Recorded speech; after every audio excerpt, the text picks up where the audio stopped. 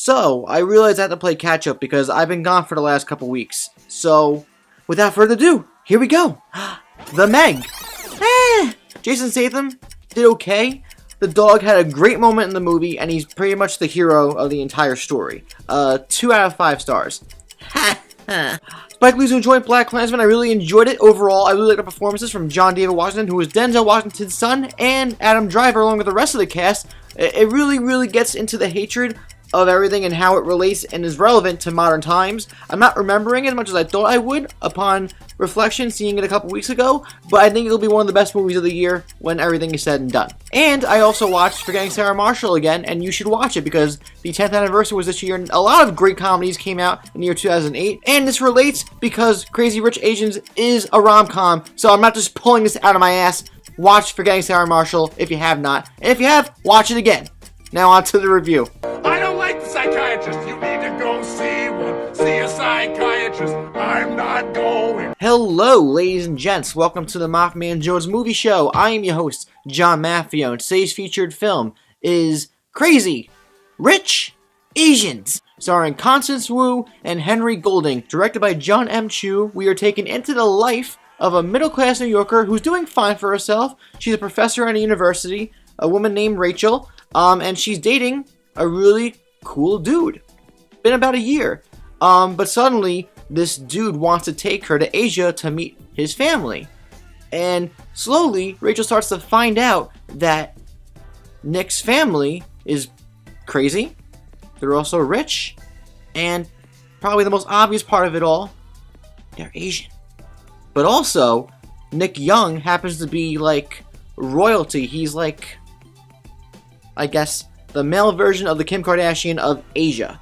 And Rachel suddenly is thrusted into this new fantastic fairy tale world, for better and for worse. I will always admit this when relating to the discussion of Crazy Rich Asians for the rest of my life. I wrote off this movie completely.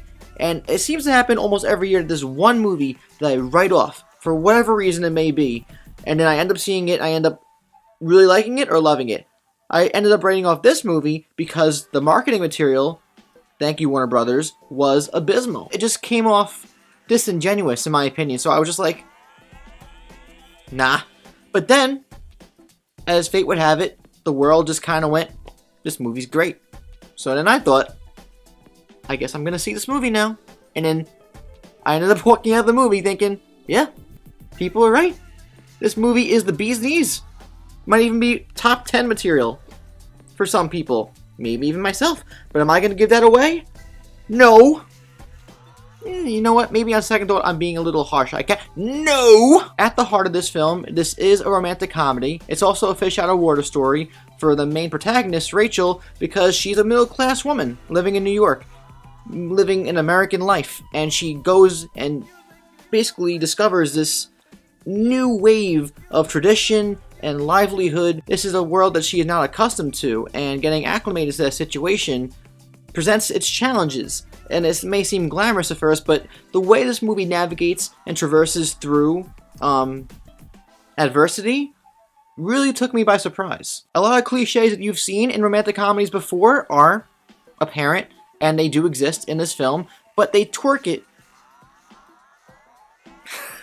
You may not notice it while you're watching the movie if you're really engaged within the story, but John M. Chu and the screenwriters tweak these cliches just a tiny bit to make things seem fresh. You have your straight characters, your comedy reliefs, your protagonist, your antagonist, but you understand where everybody is coming from, because as all families do, we have the weird ones, the normal ones, the ones that are just doing this or doing that, and the movie does a really good job of really showing you how diverse this family is. If there has to be a true antagonist in this motion picture, Crazy Rich Asians, it's probably Michelle Yeoh, who plays the boyfriend's mother, but you do understand where she's coming from in this whole scenario and how she was brought up with her mother and tradition compared to what Rachel's character has grown up with in America, and how that could create conflict. And I must mention that aesthetically, this film is lush. It's beautiful. It's amazing. It makes you want to go travel the world, and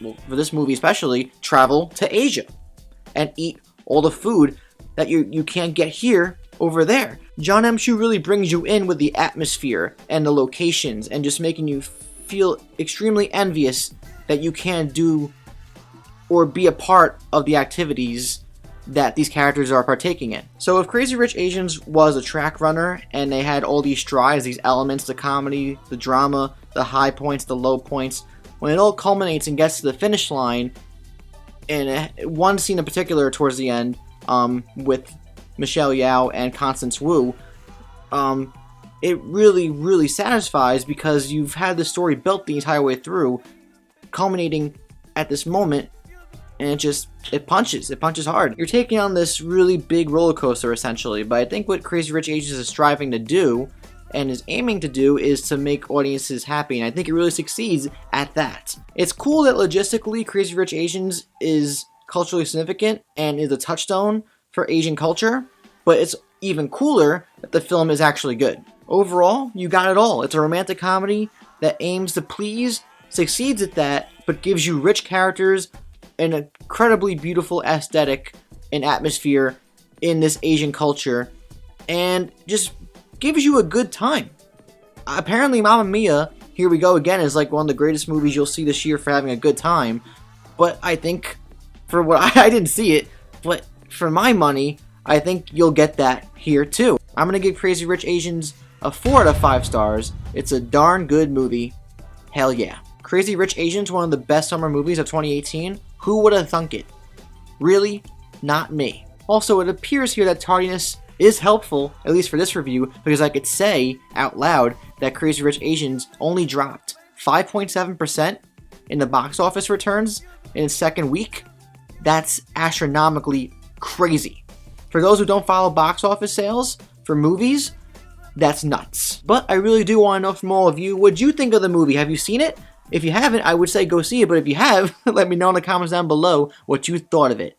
If you enjoyed this video, please like, ring the bell, subscribe if you haven't already. Check out the rest of my videos and my social medias and my Stardust also, as well, down below and around. I'm John Maffio, aka MaffmanJones. Check out some of my other reviews right there, and also there's a little subscription box right there. I'll see you guys next time. On the flip side, deuces.